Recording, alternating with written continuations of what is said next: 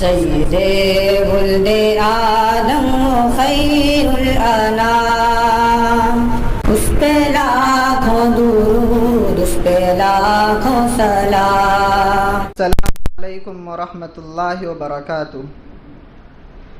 الحمد للہ وکفی وسلام علی عبادہ الذین اصطفی، اما بعد فاعوذ باللہ من الشیطان الرجیم، بسم اللہ الرحمن الرحیم۔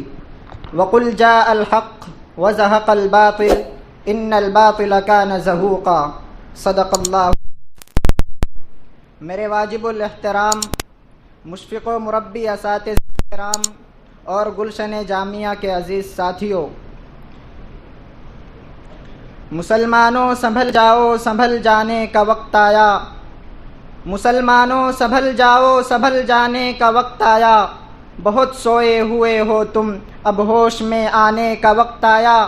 ہم روک رہے ہیں باطل کو، کوئی آئے ہمارے ساتھ چلے، یہ رستہ جنت جاتا ہے، کوئی آئے ہمارے ساتھ چلے۔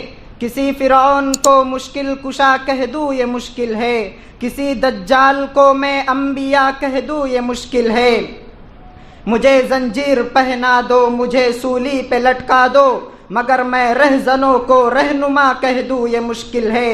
اگر اظہار استبداد کا معنی بغاوت ہے، اگر بیزاری بیداد کا معنی بغاوت ہے، اگر مظلوم کی فریاد کا معنی بغاوت ہے، تو پھر میں ایک باغی ہوں، میرا مسلک بغاوت ہے، میرا مذہب بغاوت ہے، میرا مشرب بغاوت ہے۔ بغاوت کرنے والا کم سے کم آزاد ہوتا ہے، زباں آزاد، دل آزاد، دم آزاد ہوتا ہے۔ سامعین کرام، یوں تو دنیا کی پوری تاریخ اس بات پر شاہد ہے کہ کرہ ارض ابتدائے آفرینشی سے حق و باطل کی رزم گا رہی ہے۔ جیسے ہی مکہ کی سنگلاخ وادی سے اسلام کی پہلی کرن طلوع ہوئی، اور جیسے ہی اس نے اپنی پرنور شعاعوں سے اس جہاں کو منور کر کے عالم انسانیت کو ہدایت کا چراغ دکھایا، اسی وقت سے باطل پرستوں اور کفریہ طاقتوں کا ہجوم بھی اسلام کی راہوں میں سد سکندری بن کر نمودار ہوا، اور ہر دور میں اسلام اور چراغ حقانیت کو مٹانے کی بھرپور کوششیں کی گئیں، لیکن نور خدا ہے کفر کی حرکت پہ خندہ زن، پھونکوں سے یہ چراغ بجھایا نہ جائے گا۔ حضرات، آج کا حال اشکبار ہے، آہو بکا کر رہا ہے، چیخو پکار کی صدائیں دے رہا ہے۔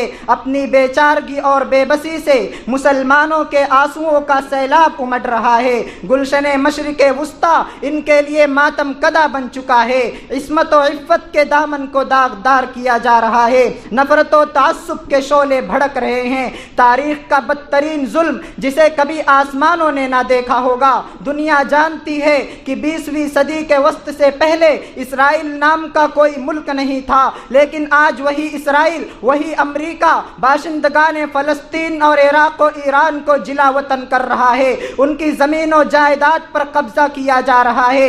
ایک ہی میزائل سے کئی محلوں کو غبار راہ بنا کر اڑا دیا جا رہا ہے۔ مسجد اقصیٰ کو گولیوں کا نشانہ بنایا جا رہا ہے۔ ظلم کے خلاف صدا بلند کرنے والوں کے وجود کو خاک آلود کیا جا رہا ہے۔ آج اخبارات کا کوئی دن ایسا نہیں جس میں کفن میں ملبوس فلسطینی شہداء ظالموں کی بربریت اور مسلمانان عالم کی غفلت پر شکوہ نہ کر رہے ہو۔ غاصب یہود کی دغابازی اور ہٹ دھرمی دنیا بھر کے غیور مسلمانوں کو نہ للکارتی ہو۔ خون میں لتھڑے ہوئے بچوں کی آہیں غیرت قومی کو آواز نہ دیتی ہوں۔ انہیں دنیا کی وہ تمام غیر انسانی سزائیں دی جاتی ہیں جنہیں سنانے کی زبان سکت نہیں رکھتی، دل برداشت سے باہر ہو جاتا ہے، روح کانپ اٹھتی ہے، بدن پر رونگٹے کھڑے ہونے لگتے ہیں، رشتہ اسلام دھاڑے مارنے لگتا ہے، اور انتقام کی چنگاریاں سینے میں بھڑکنے لگتی ہیں۔ ایسے حالات میں زبان سے ایک چیخ نکلتی ہے، یہ سنگ گرا جو حائل ہیں رستے سے ہٹا کر دم لیں گے، ہم راہ وفا کے رہرو ہیں منزل ہی پہ جا کر دم لیں گے۔ فرعون بنے جو پھرتے ہیں، ڈھاتے ہیں ستم کمزوروں پر، ہم ان سرکش جابر لوگوں کو قدموں میں جھکا کر دم لیں گے۔ یہ فتنہ و شر کے پروردہ تخریب کے ساما لاکھ کریں، ہم بزم سجانے والے ہیں، ہم بزم سجا کر دم لیں گے۔ اس دیش کے ذرے ذرے کو ہم اپنے خون سے سینچیں گے، اللہ کی قسم اس دھرتی کو گلزار بنا کر دم لیں گے۔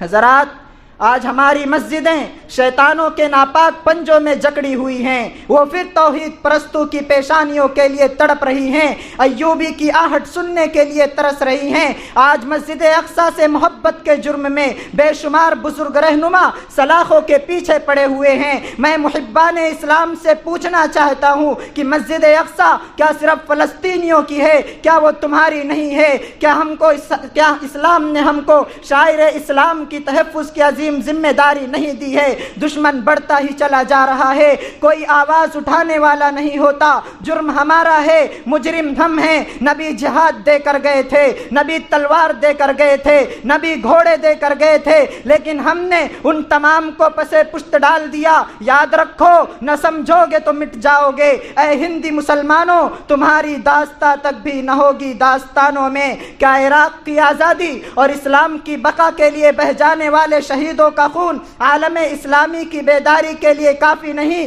کیا تمہیں ابھی اور انسانی لاشوں کے ڈھیر دیکھنے ہیں؟ ارے امریکہ کو صدام کا سر چاہیے تھا، وہ بھی اس کے قبضے میں ہے۔ امریکہ کو عراق کے تیل کی دولت چاہیے تھی، وہ بھی اس کے قبضے میں ہے۔ فلسطینیوں کو کمزور کر کے اسلام دشمن اسرائیل کو طاقتور بنانا ایک دیرینہ خواب تھا، اس کی بھی تکمیل ہو رہی ہے۔ لیکن کیا ہمیں اب یہ تسلیم کر لینا پڑے گا کہ امریکہ اس زمانے کا خدا ہے، ہماری روح اس کی مٹھی میں ہے، ہمارا ضمیر اس نے خرید لیا ہے، ہماری آوازوں پر اس کا پہرا ہے۔ ملک ہمارا ہوگا اور حکومت اس کی ہوگی، ہمیں صفحہ ہستی سے مٹا دیا جائے گا؟ ہرگز نہیں، بلکہ ہم ہر طرح کی طاقت سے ٹکرا جائیں گے اور باطل کا مقابلہ کریں گے۔ آئین جواں مردہ، حق گوئی و بے باکی، اللہ کے شیروں کو آتی نہیں روباہی۔ اے ملت اسلامیہ کے غیور فرزندو، یہ تم ہی تو ہو جس نے ماضی میں باطل طاقتوں کو کچل کر رکھ دیا، پھر یہ لیتا ولا اللہ کیوں، یہ چوچرا کیوں؟ آؤ اور اتار دو غفلت کی چادر کو، پہن لو عقل و ہوش کی زرہ، اتار دو بزدلی کی قبا، باندھ لو سر پہ کفن، چھوڑ دو عیش و آرام کے بستر کو اور پہاڑوں کی سنگینیوں سے ٹکرانے کی صلاحیت پیدا کرو۔ کھینچ لو اسرائیل کی زبان، سلب کر لو امریکہ کی طاقت کو، روک لگا دو مخالفین کی راہ پر اور اعلان کر دو کہ سرفروشی کی تمنا پھر ہمارے دل میں ہے۔ دیکھنا ہے زور کتنا بازوئے قاتل میں ہے، رہروئے راہ محبت رک نہ جانا راہ میں، لذت صحرا نوردی دوری منزل میں ہے۔ آج مقتل میں یہ قاتل کہہ رہا ہے بار بار، کیا سر کٹانے کی تمنا پھر کسی کے دل میں ہے؟ اے شہید ملک و ملت، تیری جرت بے نثار، اب تیری جرت کا چرچا غیر کی محفل میں ہے۔ وما علینا الا البلاغ۔